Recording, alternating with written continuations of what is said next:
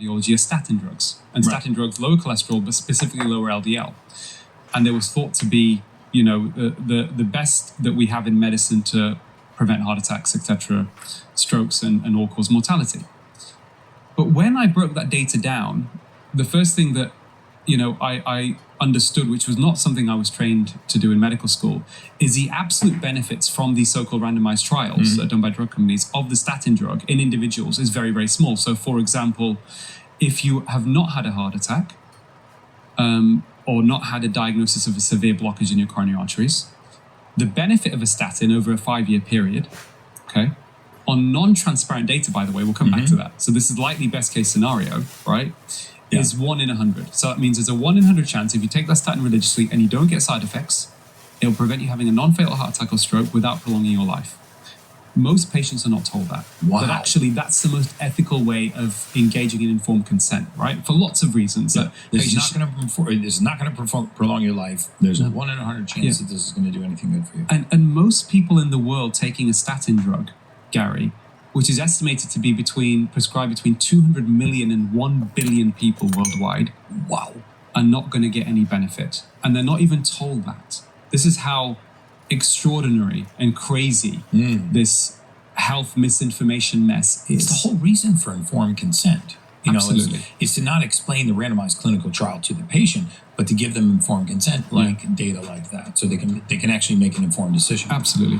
Hey guys, I'm really excited to announce this. Perfect Aminos has gotten a serious upgrade.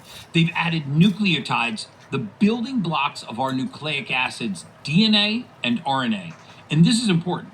We know essential amino acids are the building blocks of protein and collagen. Having all the essential amino acids in the correct ratio is necessary for complete protein synthesis without the caloric impact. But if we want perfect protein synthesis, we need to look at the process of protein synthesis itself. Because if the process is faulty, we won't get the correctly made protein, collagen, fibrin, or the red blood cells in our bloodstream or our muscles. We can even stop creation of specific proteins, which can affect us in so many different ways. Our DNA and our RNA are what direct protein synthesis, building new proteins. If our DNA or RNA get damaged from toxins, harmful bacteria, or just plain aging, we get faulty protein synthesis. So cells, enzymes, and hormones are less functional, and we get premature aging. By adding nucleosides and nucleotides, the building blocks of the nucleic acids DNA and RNA, our cells get exactly what they need to help repair faulty DNA and RNA and improve the process of protein synthesis itself. This is next level science, and you need to try these. Now let's get back to the Ultimate Human podcast. So the second part is, is it true that lowering LDL by diet or drugs will reduce the risk of a heart attack, stroke, or death? But let's just focus specifically on heart attacks. So myself and 2 other cardiologists in 2020 published a paper, a systematic review in BMJ Evidence-Based Medicine, to actually look to see whether this was true based upon the totality of evidence from drug trials, drug trials and some diet trials, and put it all together, because the mantra was, the lower the better. We found no clear correlation. It's complete nonsense, Gary. And this is in the published data, which means that this is not even the data you don't have access to. Absolutely. This is in the data made available, which is the shiniest, brightest form of the data that's being put forward to 100%. So then, if that's true, right, if LDL lowering doesn't prevent heart attacks and strokes, how do statins work, even for that small benefit? And I had figured out, partly because in cardiology, it's well known when patients come in with heart attacks, we don't even measure their cholesterol. We just put them on high-dose statins. And this was going on for years. And the word, amongst cardiologists was, well, actually, they have anti-inflammatory properties. They have plaque stabilizing properties. So I knew that already. And in fact, there is mechanistic data showing that they have slightly anti-clotting and anti-inflammatory effects, right? Before we get into side effect issue. So the likely benefit of statins is nothing to do with LDL lowering. It's to do with that mechanism. But the fear of cholesterol and the business of lowering cholesterol with all these other drugs and the new ones coming on the market is based upon, it's a $1 trillion industry, right? So you can understand from a financial perspective, the drug companies don't want this information to get out. Right. It would destroy the cholesterol lowering business. Right. Now, if we were to argue that, okay, let's lower cholesterol, it may benefit you and it's not going to do any harm, okay, you can make an argument for that, right? But as you know, Gary, actually, the opposite seems to be true. I published a systematic review in 2016 in the BMJ. I was one of a co-author of many scientists around the world to look at, in older people over 60, was there, first of all, any correlation with LDL cholesterol and heart disease? We found none at all. We found an inverse association with LDL cholesterol and all-cause mortality. In other words, the higher LDL statistically, the less likely you were to die, something that you obviously knew for many, many years. We did. And the reason for that, and people say, well, how is that possible? Cholesterol has a very important role in the immune system, and LDL specifically. And older people are more vulnerable to dying from infections. And even we know there is an association with low cholesterol and cancer, partly through an immune mechanism. So that's probably where the benefit is. Wow. So I honestly tell patients that when they come to see me in cardiology with their cholesterol, I said, my purpose is to lower your risk.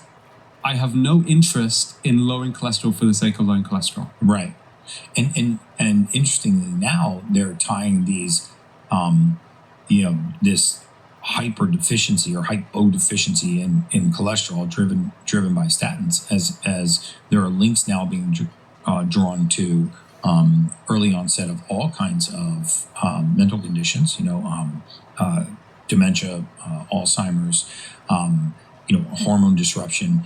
And we knew in the mortality space that if you actually had slightly elevated levels of LDL cholesterol and you went on a statin, we would reduce your life expectancy. And then, a few years ago, I started reading the peer-reviewed studies where there was no reduction in all-cause mortality. So they started saying, taking out the reduction of all-cause mortality as a benefit and just really myopically looking at that one chemical, and its capacity to reduce one compound in the body and saying that's the panacea of saving us from cardiovascular risk. But again, it can bring, as we go back to big data, you can chart the trajectory and the incidence of use of statins in modern medicine, and you can look at all-cause mortality, or you can look at the rates of cardiovascular disease. You can look at the rates of heart attack. Cardiovascular disease is still the number one killer of human beings, I think globally, certainly in the United States and Europe. But so the biggest killer in the world has been confronted with one of the biggest medications in the world, and it hasn't slowed down. In fact, it's gotten worse. It hasn't. You're absolutely right. In fact, actually, again, the BMJ published a paper to look in Europe had increase in statins over a decade, for example, given to millions more people, had any effect on reducing cardiovascular mortality, and there was no effect. Right. So another way of looking at the statistics as well, Gary, is if you take an average or a median increase in life expectancy. I remember, when I give lectures to doctors and general practitioners, there are literally gasps in the audience when I say, if you've had a heart attack, let's say the benefit is better. If you had a heart attack, for an individual, you're preventing a non-fatal heart attack in the next 5 years is 1 in 39, and mortality is about 1 in 83. Okay, the numbers need to be true. Okay, still doesn't sound that great, but it's still much better than people, 1 in 100. But if you look at the statistics differently, how much longer would you expect to live once you've had a heart attack? Say you're in your mid-50s, taking a statin over a 5-year period. And the BMJ did this analysis, again, looking at drug industry-sponsored research, okay? And they found that the increase in life expectancy over a 5-year period was an additional 4.2 days. I heard that. Wow. Right? An additional 4.2 days. Now, how do we explain no reduction in cardiovascular mortality, even in high-risk people in these population studies from taking statins, increase in statins? Is actually, Gary, when you look at the data, real-world data, 20 to 50% of patients prescribed statins, even people at high risk, will stop taking them within 2 to 3 years. And when you ask them why, it's because they felt worse. They think they had side effects, particularly brain fog, fatigue, muscle aches. You mentioned this link. It's very interesting with Alzheimer's and dementia. I haven't seen that data. However, there is a plausible reason for that. Statins also increase insulin resistance. 1 in 100 people taking statins will get type 2 diabetes. Wow. For years, people have been saying that... That's almost the same number as will benefit from statins. Well, exactly. So for years, people have been saying that Alzheimer's is type 3 diabetes. right? So the underlying root cause that is definitely plays a role